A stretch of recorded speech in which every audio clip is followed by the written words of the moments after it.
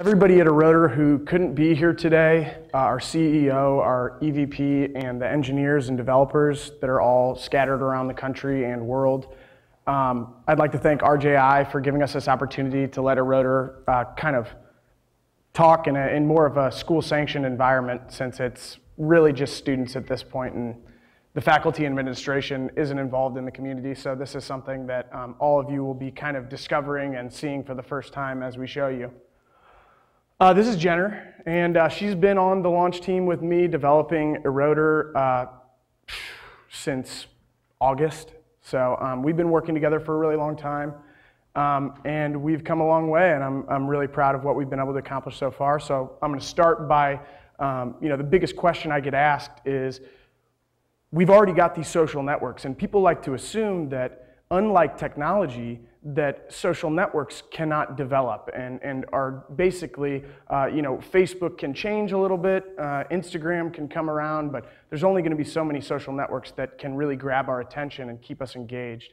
So people ask me what the difference is between erodr and all of the other social networks that exist right now. The biggest difference that I can point out is that Facebook is a place where you make connections in the real world, and you basically hoard those connections electronically. These are people that you've met in classes. These are people that you've shared work experience with. And so then you learn their name and you search them on Facebook, and you're able to friend them, and hopefully they'll accept you. Well, there's something that I found was really stale about the social network experience that I've become, and so many other people have become so accustomed to. And I'd like to believe that there's an opportunity here for the pioneering of new grounds socially. I've always imagined that technology should allow us to meet people who are nearby us. I spend hours and hours with strangers in classrooms, and you'd think that'd be a good enough reason to have some sort of introduction, but it's nearly impossible for you to meet somebody in your classroom just because you're sharing a class with them, unless your teacher wants to play the name game where you pass a ball around and introduce basically your major and your name to the classroom, which isn't very much social discovery. So what do we see on Facebook, Twitter, Snapchat? There's poor social discovery. It's all the same connections. These are individuals that you've met in the real world, and you're basically connecting to them after the fact. Well, I personally think that there's this sense of novelty that we're all interested in, and there's this demand in the markets for novelty that erodr is designed to adhere to. You have to be careful when you post on Twitter, when you post on Facebook, when you post on Instagram. Everything you post is archived, and it reveals a little bit about yourself. Each time you say something, your parents can be watching. You may end up getting in trouble saying something at school with your family at home. So it's interesting how we've basically opened up on social networks to the point where there's no real privacy anymore. If I like Jenner's photo on Facebook, all of my friends and connections see that I've liked her photo. And that's something that, it doesn't allow for true social interaction between me and Jenner, because I have to account for all of these other personalities and points of view that are going to be judging me for my interactions with other people, my peers. So, clearly we've seen already, and this has happened at Mizzou, this has happened all over the world, that people's Facebook posts can come back to haunt them. You can actually post something on Facebook and lose a job before you even get it. So things are really changing in that sense, that we've lost a sense of freedom of expression in social networks because of this. I guess you could say it's too open. It's like almost like anybody that you've connected with can see anything you're doing. There's no barriers between different circles of friends. And Google tried to experiment with circles, but to no avail. So basically what we've tried to do is give students an opportunity to post freely, things that they can interact with their peers around them, other students, and these aren't things that are going to come back to necessarily haunt them. We still encourage our users to be smart about the content that they post on erodr, but clearly there's more privacy involved in our structure that we've developed with these notions in mind as compared to traditional social networks. Right, and so we should get into a little bit about how those privacy functions work in our next slide. Yeah, so on erodr you can post range limited, time limited, and you can also post anonymously. So these are things that allow you to truly express yourself in a dynamic which is much more natural than what we see on other social networks. Let's say I'm downtown. I just moved into a new apartment complex in Brookside, downtown, here in Columbia. I don't know anybody around me. They're all strangers. But we all live in the same complex. We walk by each other's doors every day, and we're all interested in meeting each other. There's just no practical way to meet each other. In fact, all of us are so engaged in social networks that it's pulling us apart. I'm connected to my friend at IU, who I don't even get the chance to spend time with anymore, and I see that he's at some NASCAR event. I don't really care. There's no connection to me and my personal life here in Columbia when there's somebody else that's one of my connections that's somewhere else. I'm not saying that you wouldn't be interested in checking up on the connections that you've made, but what erodr is based on is the principle that people are interested in people that are inherently nearby and also, sharing the same life experiences as you. All these people that we see at Mizzou are Mizzou students, and also, they all are in the same college town. They can hang out with each other any night of the week.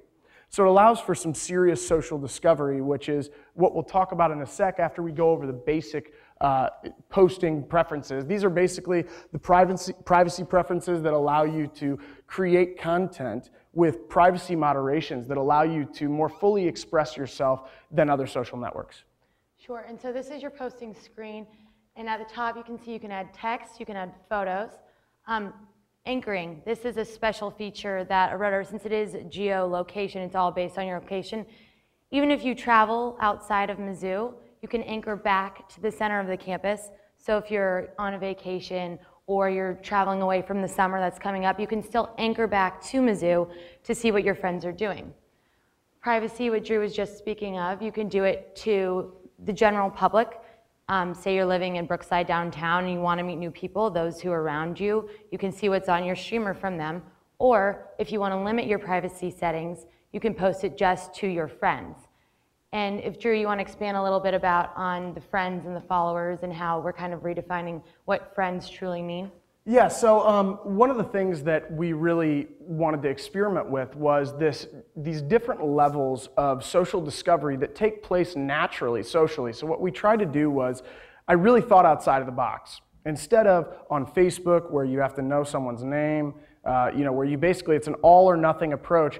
If you friend someone on Facebook, that's it. I mean, there's some sort of, ability to give someone your limited profile view where when you accept someone as a friend, you can make sure they don't see certain things about you. It's really not very practical. I think for all intents and purposes, none of us want to spend the time to limit the amount of content that any one new user that we accept as a connection can see. So I took a very basic approach with this social discovery, which is the only thing you can do to a stranger is follow them. And if they accept you to follow them, you can see more exclusive content that's more private than just their public content. This is content that they've created that's available to only their friends and followers. Then, if I follow them back, so if I follow someone, they follow me back, we've reached mutual status.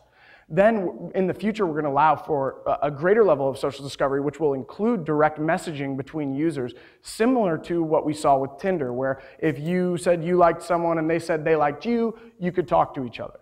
This is a level of social discovery similar to erodr, but it's really creepy, and I don't even like to compare the two. So basically, over time, you can progressively meet new people and add them to your connections and communicate with them in waves. So if I'm posting, for example, I posted that I was going to be speaking today. I didn't post that to everybody that's on erodr. That's not something that I want to share with the general public. This is something I share with my friends. Jenner, for example, could see that I was getting ready, to present this morning. But if you were just some random person who's not connected to me, you would not see any of the posts about me preparing for this speech today. Right. You want to go back one slide to get to the rest. So then also, another thing that's interesting with the geolocation, the range, you can post up to, limited as 100 yards or up to 10 miles. So you really can have that, security and control of who's seeing your message, and also then, in all of these you can turn on and off. Time, everything is on a 24-hour max time limit. And you can post something that's up for just an hour. Say you just want to get your message out about like, this is going on for the next hour, come, and then it'll disappear. In fact, a really cool way that you can account for community discussion, even in a small event like the RJI Tech Showcase, if all of you were using erodr, you could all post right now and limit the range to 100 yards and limit the time for 30 minutes, and only individuals within 100 yards of this location, i.e. all of you, and people that are here for the next 30 minutes, again, all of you, can see those posts. So you can talk about something that's pertinent to the people who are around you, but it doesn't mean anything to anyone outside of this building. So it accounts for, if you posted about the RJI Tech Showcase to your Facebook, you can imagine you probably wouldn't even get one like, unless, Randy, maybe as the director of the RJI Tech Showcase, probably would get a couple likes on that post. But the point is, what we're allowing for is more social organization that's more natural. It's geo-fenced, so that the people who you should be interested in, you can actually discover. This is basically just a map view. Green pins are our friends, black pins are strangers, purple pins are your posts. So just again, anchor feature Jenner touched on. It just anchors you back to the centroid of campus. So let's say you're on spring break and you want to share pictures with the Mizzou community. You could be in Puerto Vallarta, Mexico, turn anchor on, post your experiences in Puerto Vallarta, Mexico, and all your classmates at Mizzou can share in on those experiences remotely. So this is today on erodr. I thought it'd be pretty cool for you guys to see a few little things. This is a picture that was posted this morning at 9:21 a.m. And it was basically just a picture of Memorial Union, and it got 117 likes. You can see that. And this is from we took this screenshot at 11 in the morning. So you can imagine how active our community is. In fact, I'll take this opportunity to kind of touch on how active we are. Since erodr was released to the App Store in late November, we've had over 10,000 users register, and we've had over 100,000 posts. So something that we've definitely picked up a lot of momentum. It's clear that our community is very engaged and just keeps on coming back for more. In fact, on average, we have over 43 refreshes per user per day, which is extraordinary engagement.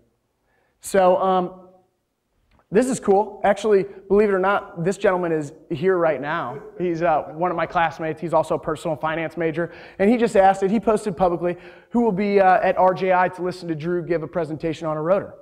I thought that was pretty cool. You can tell that there's this community that's sharing information that otherwise couldn't have been leaked. There's no way that you could communicate with the Mizzou community that there's an RJI Tech Showcase on their Facebooks. That's impossible. You're not going to be able to friend every single Mizzou student. They're not going to let you. But you can post publicly to the geofenced location to target that audience. So here's something I really appreciate. This is kind of a cool point of view that is something that you see inside, a glimpse at another student's perspective that's trying to raise awareness in the community. And what it says is, I hate that split-second decision you have to make to decide whether or not to hold the door open for someone who is pretty close yet awkwardly far away.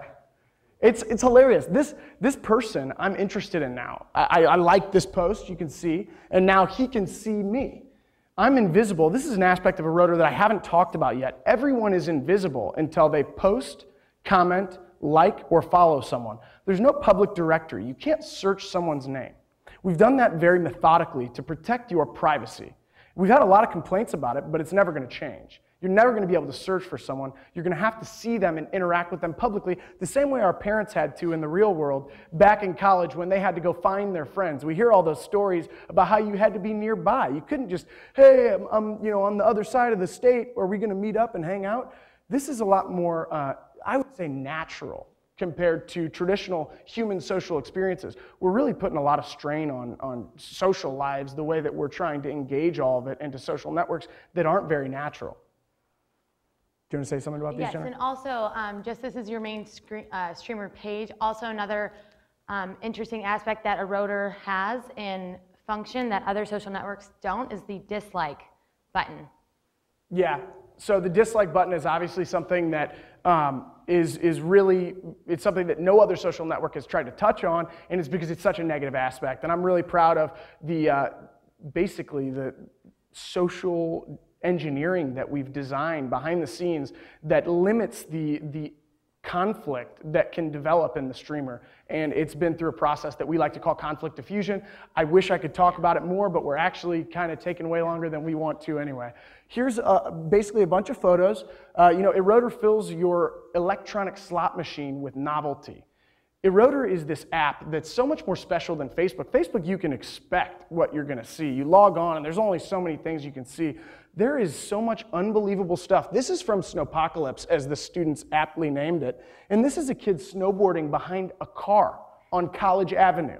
Now, that's something that you would not have seen. I would not have seen this if I didn't have erodr. So there's this cool level of social discovery amongst peers that just doesn't exist anywhere else. Nearby students not already in your Facebook or Instagram networks. We've already touched on this. We see plenty of our users basically saying, come find me, I'm at this bar. And we're very proud about the fact that everyone announces their satisfaction with the social discovery aspect of the app, meeting new friends. Here's some people commenting on erodr. Jenner, we'll just take turns reading a couple of them. Sure. If you haven't made at least one new friend from having erodr, you're seriously using the app wrong. erodr is honestly awesome. I've already talked to like 10 random asking me how to get it. And I check my erodr feed in the morning before I check my Twitter feed, definitely obsessed. So it has a very addictive, has a very addictive qualities to it. You're constantly refreshing as, new things pop up. And because we're working so hard on developing the actual, profile and photo archiving aspects of a social network, which is where most of these other social networks begin, people are using other social networks to learn more about our users. They go to Facebook and they'll type someone's name in. Some user anonymously posted, don't lie, you've all Facebook creeped someone from erodr. So that means basically they've seen someone say something, they're interested in them, and they go to Facebook to find out more about that person, whether it's see more images, find out what age they are, what their major is. And these are all things that obviously are on the agenda for future developments in our sharing of interest and connections between our users. So this is funny. Mizzou should show erodr to all the high schoolers on their campus tours.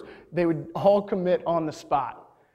So, and it is funny, but it is true that there is the social aspects of college that have now been shamed away from Facebook that have kind of reemerged on erodr, that we see posted to friends only or posted with range limits, things that are just, awesome college experiences that we're not going to want to archive on our social networks for future employers, but we are interested in sharing them with our peers in college during this wonderful experience that we all have for 4 years. So this is interesting. You can tell how much we're growing when you see people are posting anonymously from St. Charles, Missouri, seeing that they notice erodr logos places. And by the way, all of the promotion that we've done so far, and basically the numbers that we've been able to achieve, has been through word of mouth, giving people a t-shirt directly from mine or Jenner's hands. It's really, we haven't had any sort of large promotions that we've attempted so far. Tonight will be the first time ever that we've actually sponsored an event, and it's at Quentin's this evening at 9 o'clock. So I think this is pretty powerful. You want to read this one, Jenner? Sure. So this is a post from one of our users. She wrote, publishing anonymously in a defense against the tyranny of the majority and protects from retaliation. In essence, this is a basis for the Bill of Rights. And then she said, props to erodr for being patriotic. So anonymous posting. When friends like my anonymous post, we're bonding and they don't even know it. I think that's pretty cool. That says a lot about what the anonymous feature is right there. A lot of people initially get the impression that this anonymous feature is going to be something that people use to share illegal or harsh content, maybe bullying or abuse. And again, I'd like to confidently say that we are proud of the abuse systems that we've put in place to rout out any negative, bad attitude users. So These anonymous posts are basically just baseline examples of how people use anonymous posting. All three of these are coincidentally girls' posts. You want to read these other two? Sure. When the person you've been shaking with brings up dating, commitment issues, and the excitement in my romantic life these days solely consists of me and my crushin' interacting on erodr. So what I really like is the fact that these people were able to express themselves, and we can assume that because they posted these anonymously, that they would not have otherwise posted them with their, attributions listed in the public streamer. So this is what, as a journalism major, I find very interesting. So erodr also has given this, it started conversations, it's become a community bulletin board. And I know that some 18 to 25-year-olds use their social networking for news while most do not. But here on erodr, we see that people are talking about the explosion in Texas, or even local. University official just came in the middle of our class and presented Dr. Horner with the Kemper Award for him being an excellent teacher at Mizzou. Oh, and there's a $10,000 check to go with it. Anyone who's had Horner knows he deserves it. How cool is that? I mean, I have no idea who this professor is, and he got the credit that he deserves based on student testimony. I mean, what's more powerful than that? You can give him an award, but it doesn't mean as much to me as this last little part right here. Anyone who's had Horner knows he deserves it. And also, too, with just the Mizzou community and campuses, the Mizzou hydrogen car team is off to Houston. Wish us luck, and hopefully we can finish the race this year. So that's kind of funny. I guess we can assume that they weren't able to finish the race in past years. And it's cool because our student community was able to get behind them and support them. And we were all aware of the fact that we have a hydrogen car team. And it's something we can all be proud of, building more of a sense of association between you and your alma mater. Okay, and then also, moving on, there's more of people who are coming up with the classifieds. They're saying, anyone in Colombia with blood type O negative should donate today. There's a 13-year-old with leukemia that needs it, and Colombia is currently out of that blood type. Kind of putting a voice out there for, this little kid has this, or does anybody need a place to live next semester? It's a way for people within the community to engage with each other without having to follow them on Twitter or Facebook friend them. And finally, we see that there are a lot of students who have, who work for certain companies or who are entrepreneurs themselves. This girl right here, she started her own, fashion company. So she's promoting her Ridges Stitches. So she's selling t-shirts and tank tops, and she's gotten a lot of business just from posting on erodr. And has gotten a lot of support. And, from just being on the social network, people, are talking face to face. And then also, we have another girl over here who is a rep for the Bacardi liqueur. So she's saying, we're doing this promotion and you guys should come up. So there's two things at play here. The first thing that's at play is the fact that we're able to actually discover our student body doing spectacular things. This girl who is taking her talents with sewing and turning it into a small business and selling custom shirts to her peers here at this school, she's been able to, branch out to a network of clients through this system that we've developed for her. So this is basically segues into the fact that clearly not only are our consumers that are in the app willing and available to, act on advertisements, but they also give real feedback to those advertisers based on positive and negative remarks with just a thumbs up or a thumbs down action. So basically we talked way too much, and I want to briefly touch on the business model, and then we'll take any questions that anybody may have.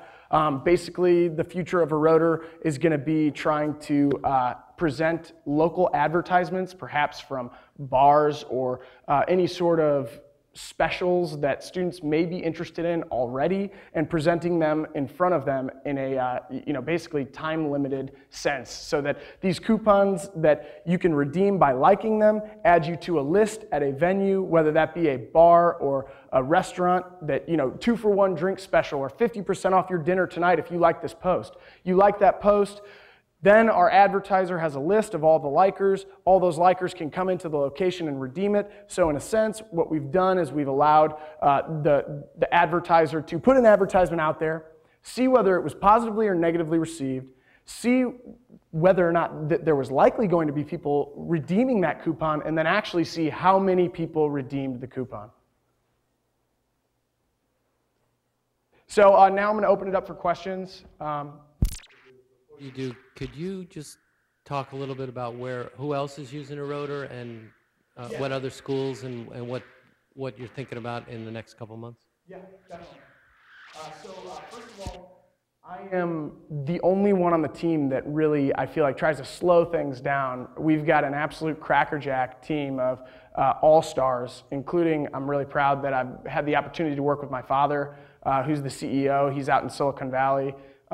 Charlie Fink. They want to really push this out here and roll out as quickly as possible, and I'm more aware of how complicated our social network is and how we really need to fine-tune any weak points for any special characteristics that we may have in the community, because we see that there's some users, for example, that like using the dislike function a lot more than others, and there's certain users who abuse other users more than others. So we're basically developing this crowd control for when we go live in the fall. And in the fall, we plan on launching at 50 new campuses. Right now, we're only at 5 campuses. And just to kind of give you an idea of what yesterday was like here at Mizzou, over 1,000 students refreshed their streamer over 45,000 times yesterday. So more than once every other second, all day yesterday during the day, there was a student at Mizzou refreshing his streamer and checking erodr. There was over 5,000 likes for an average of over 14 likes per post. And like I said before, we're really proud of the fact that without even completing one semester of basically a trial navigation of the product, we've had over 10,000 registrations and 100,000 posts.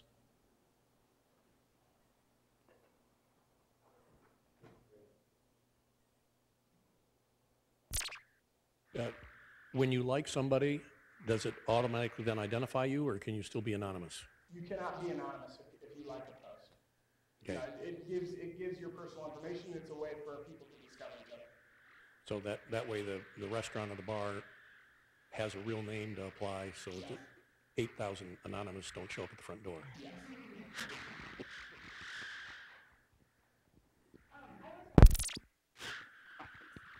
I was wondering if you could expand a little bit on the abuse system that you guys are working on. Yeah, we're actually not just working on it. We've come so far that I can confidently say it's pretty much in place. A couple little things. There's a limit on dislikes that you can have actively in the streamer. So if you dislike something that everybody else dislikes and it disappears, you get that dislike back. Let's say you have 5 active dislikes you can inflict onto the community streamer. Someone posts something negatively, let's say it's bullying, and me and several other people dislike that post, it falls out of the streamer. Everyone who disliked that post gets their dislike back. Anybody who's disliking posts that the community appreciates, they give up their dislike privilege for a much longer period of time. So what we see is that these people who are abusing the structure run out of dislikes very quickly, and they're not able to dislike any more content, inflicting limited damage to the community as a whole. And also, not everybody's going to like each other, so we've also come up with a very complicated, conflict diffusion system, yeah. And what it basically does is it will electronically detect your attitude towards another user, and if it decides that you are unjustly hateful towards that user, it will hide that user from you. Another thing I didn't really talk about that kind of also answers your question is the flagging system that we have in place. We allow you to remove a post from the streamer that mentions your name. So if anybody @s you and says, I don't like @Drew Halliday, I have the right to flag that post, click about me, and that'll be dropped from the streamer immediately. And obviously, if you can imagine that you can flag something from the streamer for being about you, you can also flag something for hate speech, for obscene or explicit content, for bullying. There's a number of different flags that you can administer on someone else's post, and those flags are electronically categorized to each user's profile, basically giving us an e-identity on each user's behavior. So we can basically figure out who the negative people are.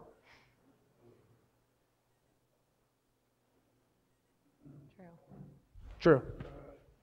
Wait a second.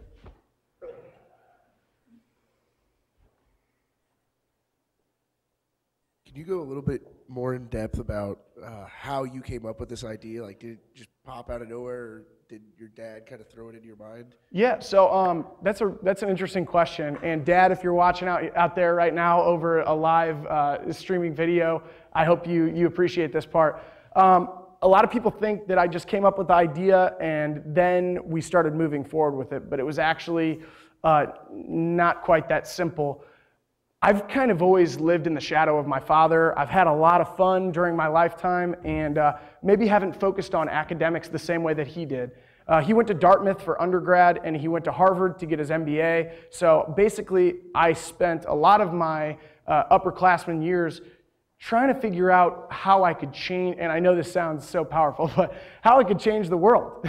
And so, I can say shamelessly, I spent a semester in my room basically trying to figure out what was missing, what could be invented, and particularly, I listened to a speech that my dad gave to Virginia Tech students about entrepreneurs in the 21st century, and he basically fired out a bunch of statistics that pointed that mobile application development is the cheapest mode of entrepreneurism in the 21st century that can translate into large returns basically on ideas. So I decided that I would try to come up with some application that could change the world, and it just so happened that it had to do with freedom of expression, and so that's how I came up with the rotor. And when I came up with the idea, I called my dad. We spent about 45 minutes on the phone, and we bought the domain name in that first hour conversation that we had about the idea that I had come up with.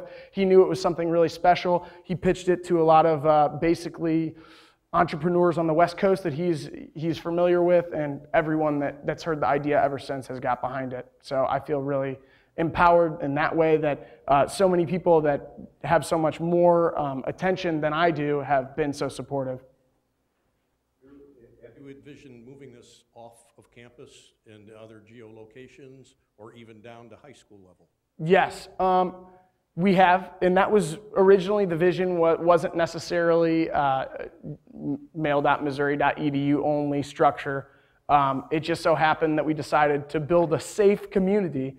It made the most sense during the trial launch to only have college students. And I think that we're going to go ahead and maintain that vision for at least the next year and foreseeable future, just because it's the easiest way to put the technology in the hands of the people who are going to spread it to the trendsetters, in a sense, or the people that we're trying to hook. We're not interested in just hooking anybody, but when I was speaking with everybody less than a week ago, preparing for this presentation, I can't remember who mentioned this, but it was something pretty powerful that stuck with my dad ever since, and it had to do with small areas that have now been lost in this large web space where Chicago has so much more of an internet presence than Fulton, Missouri. Well, someone mentioned during our little meeting that erodr has the potential to bring back the democracy in small towns and geofenced locations so that a small area can rebuild a sense of community. So yes, we are planning on moving off campus.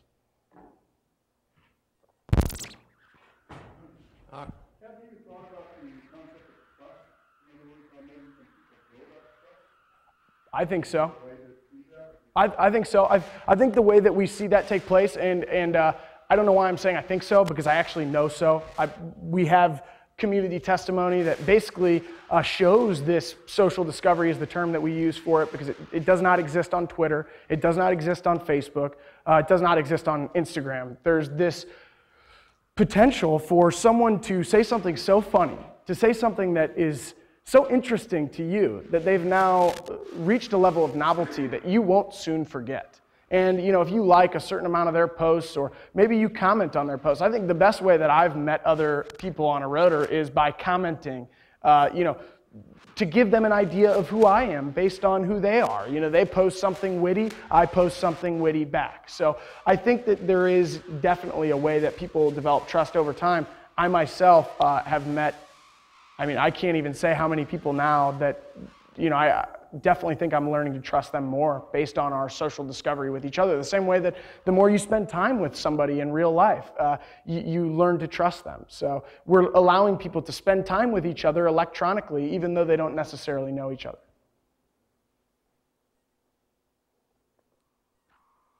Okay, thanks a lot. Thanks,